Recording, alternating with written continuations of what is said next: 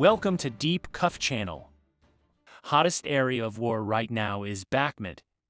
Violent clashes continue in the city from where they left off. Ukrainian army is blocking the advance of Russian troops. Tensions in eastern Ukraine have escalated like never before. Explosion sounds are heard from Belgorod Oblast, which is located within the borders of the Russian Federation. Kremlin has made important claims about the U.S. military. Why did Russian Defense Minister Sergei Shoigu visit Ukraine? Latest news from Crimea indicates that the counteroffensive of the Ukrainian army may have begun. Russia warned Greece not to supply S-300 systems to Ukraine.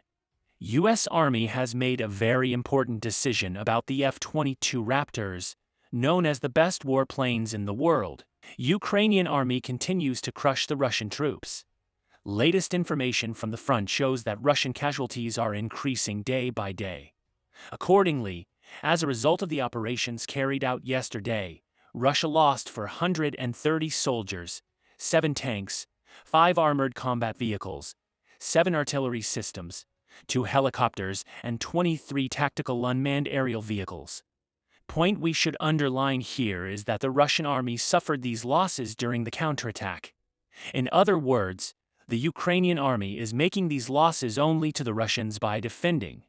Meanwhile, explosion sounds started to be heard from Belgorod Oblast, which is located within the administrative borders of the Russian Federation. According to Belgorod Oblast Governor Vyacheslav Gladkov, violent explosions are taking place in the region.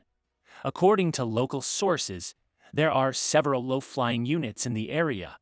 It is currently unknown who carried out these attacks, and the Ukrainians have not made a statement claiming responsibility for the attack. Russia was known to set up defensive lines known as Dragon's Teeth in the Belgorod and Kursk oblasts. These defensive lines seem to be the main target of the current attack. While the explosions continued in Belgorod, Ukrainian President Volodymyr Zelensky was in front of the cameras. According to Volodymyr Zelensky, the struggle to control Bakhmut remains a hotspot in the Russo-Ukrainian war, while paying a heavy price to Russian forces. Zelensky also reported that the Ukrainian army in the region neutralized the soldiers of the Wagner Group, which consists of the most elite soldiers of the Russian army, and continues to ensure stability in the region. Bakhmut region has been under heavy attack by the Russian army for several months.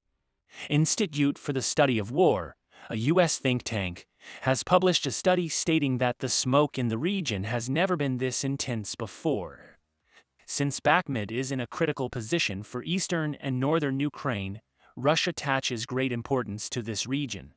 While fierce fighting continued in Bakhmut, Russia began to accelerate its attacks on other fronts. It is claimed that the missile and artillery attacks launched by the Russian army yesterday evening caused serious damage to the Mariinka, Vuhledar and Kostiantynivka regions. According to regional military sources, Russia aims to break the resistance of the Ukrainian soldiers in the region, thanks to the attacks, which the Air Force provides intelligence support. Ukrainian officials underlined that the air defense systems and troops in the region are on full alert, stressing that the situation on the front is also stable. Meanwhile, Moscow made a very critical statement. According to the statement made by Moscow, it was stated that 4 U.S.-made missiles were shot down by Russian air defense systems in the city of Kursk, on the border with Ukraine. Ministry of Defense of the Russian Federation announced the type of missiles as HARM. HARM missiles are a missile supplied to Ukraine by the U.S. military, whose main purpose is to destroy radar systems. It was known that the USA gave these missiles to Ukraine.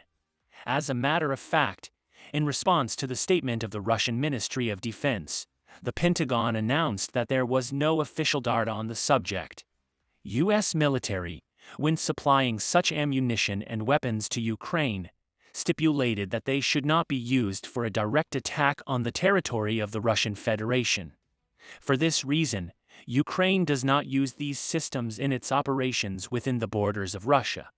This statement of the Russian Defense Ministry seems purely propaganda. Also, Ukrainian Air Force spokesman Yuri Init told Channel 24 that Russia's strategy for attacking Ukrainian territory has changed recently.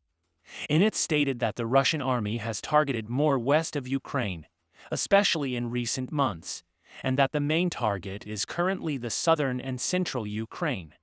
It is not difficult to understand that there are several reasons for this. Russia aimed to complicate the situation of the soldiers at the front by destroying the supply and logistics networks used by the Ukrainian army in the large-scale missile and artillery attacks it carried out in the past months. However, Russia could not prevent the ammunition and weapon systems supplied by Western countries to Ukraine. From this point on, we saw that the Russian war strategy began to change. At this point, Russia is trying to break the resistance power of the Ukrainian army directly by targeting the Ukrainian cities. But here the X factor is the air defense force of the Ukrainian army. At present, Russia is not strong enough to launch a ground operation on cities under the control of the Ukrainian army. Therefore, their only leverage is missiles, artillery, and airborne troops. Considering that Russian warplanes have not been successful at the front, their only option is missile and artillery units. However, the problem here is the problems experienced by the Russian defense industry in production. We know that 90% of Russia's missile and artillery ammunition stocks are now depleted. Of course, the Russians know this too. For this reason, Russia is trying to make its position in the war sustainable by increasing the number of allies in the war and supplying these allies with weapons. Because the Ukrainian army constantly states that the war will not end until it captures the Crimean Peninsula and neutralizes all the Russian soldiers on its territory. In this context, the Minister of Defense of the Russian Federation, Sergei Shoigu, went to the region to inspect his soldiers during the war in Ukraine. It turned out that Shoigu made his visit to the Crimean Peninsula. This visit clearly shows that the main center of the Russian army's basic defense strategy is the Crimean Peninsula. Meanwhile, Russia openly warned Greece. Russian Foreign Ministry spokeswoman Maria Zakharova said Greece's plans to supply Ukraine with the S-300 air defense system were provocative and hostile. Greece had agreed to supply Ukraine with S-300 air defense systems in exchange for purchasing Patriot air defense systems from the U.S. military. Russia, however, seems to strongly oppose it. Maria Zakharova also said that the agreements between the two countries forbid Greece from transferring purchased military equipment to a third country without the permission of Russia. U.S. Army took an important decision in response to these statements of Russia. U.S. military decided to modernize the F-22 Raptors, which are considered the best fighter aircraft in the world. F-22 is known as a stealth fighter jet that is invisible to the radar.